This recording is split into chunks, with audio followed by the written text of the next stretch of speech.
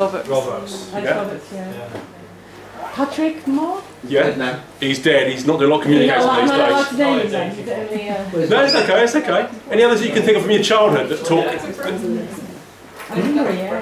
Yeah, David Attenborough. There's more out there than you actually think. And it's interesting actually just talking to you, sir, about how it can inspire you to do other things. You know, I actually think, I can't really recall any science communicator that really provoked me to want to do something. I think it was really just seeing how to, actually. Every week in the 70s they had Tomorrow's World there. That was awesome. And that was great. We had 4 or 5 science, the early innovators of bringing science into the media. Yeah. And that was a great... They never should have got rid of that show. That was a great show. Judith Hann, Maggie Philbin and all that kind of stuff. That was quite cool. Yeah. So what do you think about media and celebrities then? Oh, media and academics. Do you think they should mix? Yeah. You think they should mix? Dyer O'Brien. Yeah. In what way? Was he an He's a comedian and he's got a degree in physics. Yeah. Okay. Ben Miller from Miller and Armstrong. He's got a degree in physics from Cambridge and he's a comedian. Brian May Queen's got a doctorate in astronomy or something, yeah. I think. He has. Yeah. So a lot of celebrities are already quite educated. Yeah. Does anyone have any questions anyway? Anything at all that springs to mind? Anything completely random? Don't force it. You don't have to force it. Well, I've got one actually, because I've heard this a lot about, say yes, say yes, say yes. Yeah. It's great to stand there and say yes. Have you ever tried it? What do you do when you get a diary clash and you've got to be at 4 different events and one's in Leeds and one's in Bond? The thing I don't mention is when I said yes and it went horribly wrong. And a good example was when I was doing stuff for the International Paralympic Committee, I got asked to give a presentation in Germany, and it was someone else's presentation. I asked, could I give it in their stead? And it was to about 400 people. It was a lot of people, and I'd rehearsed it, and that's all right. Yeah, read that book. It's a brilliant book. Yeah, and I've been asked to give this presentation, and I died. I mean, I didn't have a clue what I was saying. I was completely lost. Got the live transcribed version.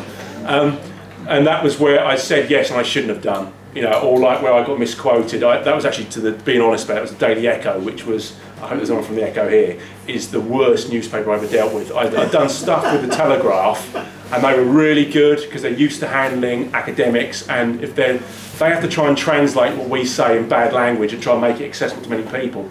And the Echo just basically completely rewrote it the way they fancied doing it, and as a result it's like, right, I'm not doing anything for them anymore because I'm just not going to risk it because I got hung at work for that. So that was where it went horribly wrong. So there were plenty of times I said yes and it went disastrously wrong, but I think you've got to develop a thick skin. And I was actually saying in the interim here, when I did the media course, the very first exercise we did was we were given a mock interview on any subject we liked, and the interviewer, who was a very experienced TV interviewer, would try and get you to admit to things that weren't true or were lies, or and he put you under great stress and pressure. And a colleague of mine who we were talking about actually, who's an expert on sports tourism, after 2 minutes of being battered by this interviewer, basically admitted that the Olympics was a gigantic waste of money.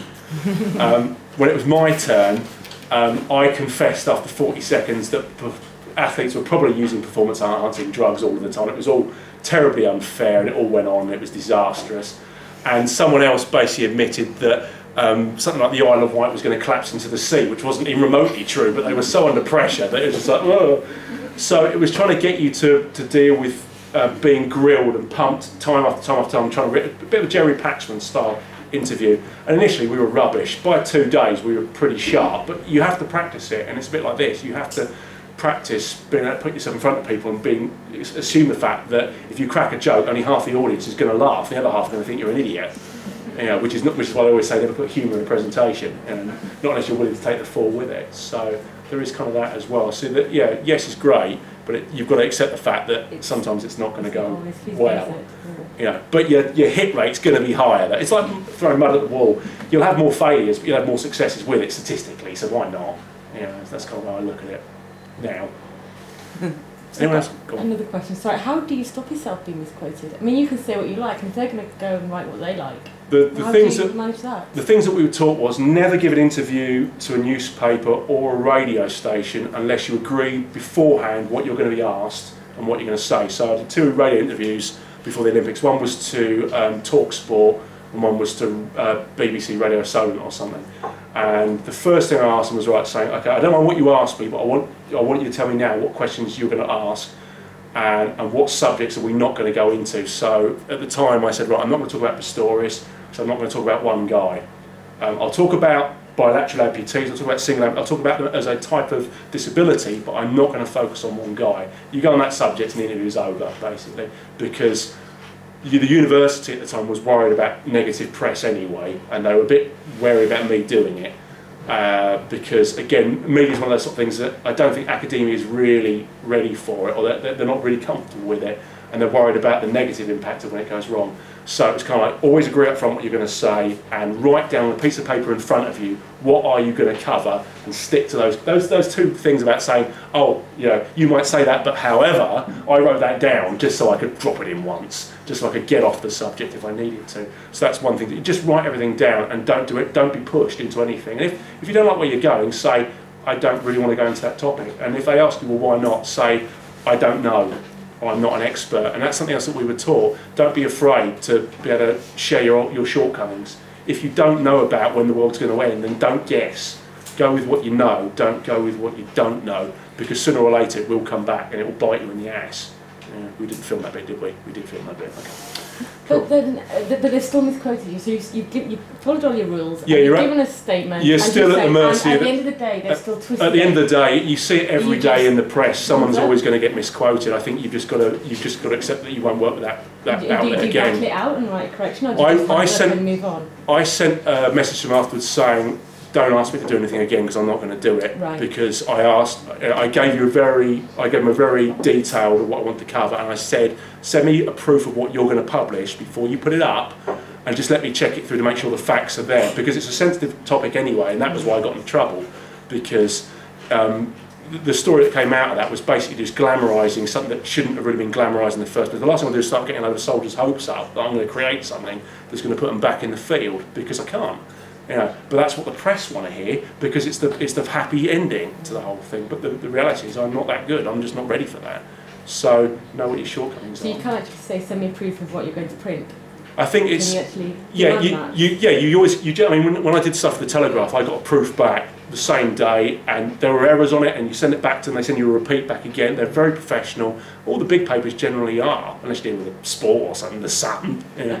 But the broadsheet proof, because they're used to communicating with science guys every day, and they have editors, and Ben Goldacre is one of the guys who deals with that. They're used to dealing with science-based people, so that's the good thing about it. But at the end of the day, you've got to accept the fact that if you're going to go and play with the press, that you're going to get burned if you're not careful. You've just got to accept that. But you've got to look at the positives from it as well. You can get a really good message out there. You can put good work out there. The stuff that you're doing, if it's unique or you think it's a message worth saying, then, you know, like we were saying about the mushroom thing, it was a really good point. You know, yeah, it might only be a small starting point, but it could influence someone else, and that's ultimately the building blocks of knowledge again. It will lead on somewhere else. Mushroom. Mushroom, yeah. Do you think any press is good press, or bad press is good press?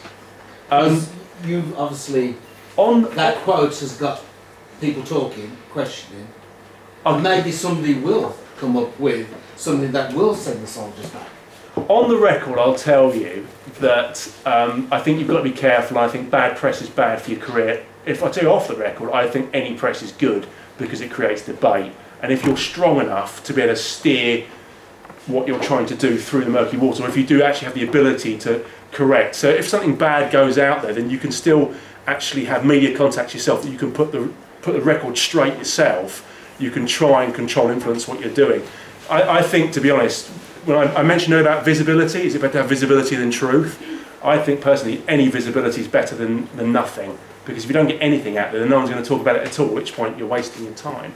You know, so, but I would probably say that 99% of my colleagues wouldn't agree with that, neither would my bosses. But that's probably why the majority of people don't want to do, you know, stuff like this or media stuff, because it is the old shootout, the OK Corral. It can be a bit hairy at times, but it is incredibly rewarding if you work with me, you get someone good. And I've worked with a couple of really good people that put some really good stuff out that I've done, and they've really enhanced it. And I've got further referrals from it and stuff, so it can be done really, really well. I'm sure that you guys are doing stuff that everyone's got something, everyone's got a story to tell. That's the important thing. Yeah, so yeah. Any other questions? Anything at all? Cool. We've all got a good feel, good factor. Excellent. All right, everyone gets up in the morning, it's like, yeah! Yeah, so. Well, on the subject of the prosthetic work. Yeah. And so you spent a bit of time arguing against being designed in such a way to enhance performance. Yeah, I You mean, can change tack, and is that, you think it's okay perhaps within Paralympics where it's a technology arms race, as it were, versus that technology arms race against the able-bodied yeah, I mean, population?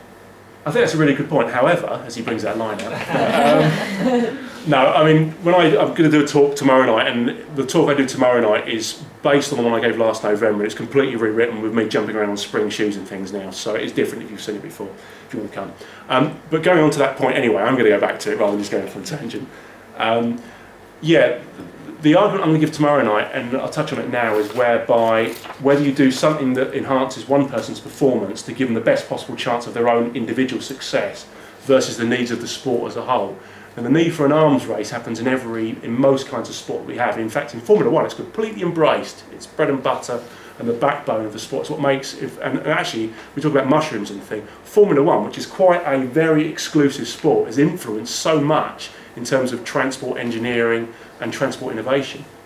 Anyway, the point is that if you allow an arms race, then things can spiral out of control. And the example I've given before, and I give it a lot because it's what's called Tommy John surgery. And those that remember me from last November remember this one. But it's basically whereby a baseball pitcher in the States, right-hand pitcher, had injured one of the tendons in his arms, but he wanted to continue to play. So what they did to repair it was they took a tendon out of his leg and grafted it onto his arm. By the time it healed and he came back to play, his pitching or his batting arm was incredibly strong, a lot stronger than it had been before he had the surgery. So what happened next? Well, he was okay, but what then happened was all the other players then took it off to their surgeons, what have the surgery done with it, even though they didn't have the injury in the first place. And that's the dangerous sort of side of it. I mean, there is an argument, for example, performance-enhancing drugs. We talked about the Lance Armstrong thing recently, about whether drugs should be allowed. And there are plenty of academic studies out there that say that you should allow drugs because it's inevitable that you cannot stop technology. It's a juggernaut. You cannot prevent it. But the problem with it is that whilst you could give that to professionals, amateurs who would use the same technology ultimately could die because they don't have the same medical support to actually control what they're actually doing. So you've got to look at the implications of not just of one person, but that of an entire society or a sports society. So to cut a long story short from what you actually asked, there's a juggling thing. In fact, the committee I was on at the IPC was based on that premise in the sense of, let's look at the technology. Should we allow it? Should we not? How should we allow it? Can it be controlled? The reality is technology cannot be controlled. All you can do is slow it down. But it's inevitably a battle you're going to lose, which is exactly what I said at the time. I didn't like it, which is why I'm not on the committee now. But that's a different story. So, yes, there you go. Another great example, because you had the picture of CERN up there. Yeah. And a lot of people can't understand why billions are being put in to a project just to try and prove a few scientific theories. But not many people know the World Wide Web was invented at CERN. And where would we be today without the World Wide Web? Yeah. It's advanced our society, Yeah. our business, our economy, third world countries online. Yeah, but then we have what's called a revenge effect, which again I'll talk about tomorrow night. But it's whereby when you introduce technology or you introduce something into society, it has a byproduct negative effect. For example, if we take the World Wide Web, you can argue that pornographic imagery of children, which has been a very topical thing in the news at the moment, is now more prevalent because of the World Wide Web. Would it have been as obvious, would it have been as accessible had we not had the web? Probably, I don't know. But the thing is, so when you introduce technology, you've got to not just predict what will happen, the good, the positive stuff. You've got to be aware of the fact there could be blowback and negative stuff out of it. And again, that's the same thing with the media stuff as well. You've got to be careful. You introduce the atomic bomb, you've got to be willing to use it sooner or later. And look what happened there. But again, another argument, using that technology may have ultimately saved more lives, even though it ultimately decimated an island. So it's, it's one of those sort of tricky things that people will debate for hundreds of years to come. Cool. All done? Yeah. Anybody else got anything that they want to add to the debate? Tomorrow night is much livelier. There's more jumping, there's more bouncing. I've now got bounce shoes, which I didn't have last year, so I'll be hitting the ceiling. Yeah. I, for one, am really looking forward to tomorrow night. It's even livelier. Oh, It's I've got basically one more question. What's your talk going to be at the British Science Festival? Tomorrow night's one has got some of the stuff. I'm testing it tomorrow night to see how it goes down. Then I've got to do a public engagement event with a load of school kids. Which I've never done kids before, I'll be honest. So I'm absolutely scared shitless. You could talking to adults is easy. Talking to kids is a completely different level. Because I mean, my other half's got a 7-year-old, and all I ever get from him is why, and it's like think of an answer. So I'm going to test some of the more practical stuff I'm going to do with them next month and put the two things together, and then it'll be on that sort of line. But sometimes you need to try and do stuff, because the stuff I'm doing in September, it's going to be like, it's a big audience. It'll be like, quite a few hundred people, and I don't mind doing it to hundreds of people. It's actually, the bigger the audience, the easier it is. I find the smaller the audience, it's quite hard, it's quite intense. But I need to see if stuff's going to work or not. So because I'm supposed to be giving it on engineering, I'm not actually an engineer by background. I'm a designer, which is slightly different. So yeah. Well, if some of the debate we had in November with that kid that was in the audience... that got pretty lively, that one, didn't it? Yeah. Yeah, that was a long night. About brains in jars and all sorts of things. So, it started with prosthesis, and we started about brains in jars, and I think people had a bit of drink by that point. It was getting pretty lively at the end. But that's the good thing about it, when you get anything like ethics or anything like right and wrong is always going to polarise opinion, which is what makes this kind of stuff so cool. If you've got nothing to say on the subject, it's a shame, I find. It's always nice, even if you don't necessarily agree about something, you have an example that you don't see eye to eye on, just having the debate's important. We're in the business of knowledge transfer. That is my business at the end of the day. That is an academic's business. If you don't exchange that knowledge, then you're not really doing your job very well. That's the problem where people often mistake academics for teachers. They're not. They're people that come up with fantastic ideas. They debunk theories. They explore new avenues. That's what it is. Knowledge transfer is the business. So, yeah. Great. I think on that note, can we just thank Bryce again for a very entertaining talk?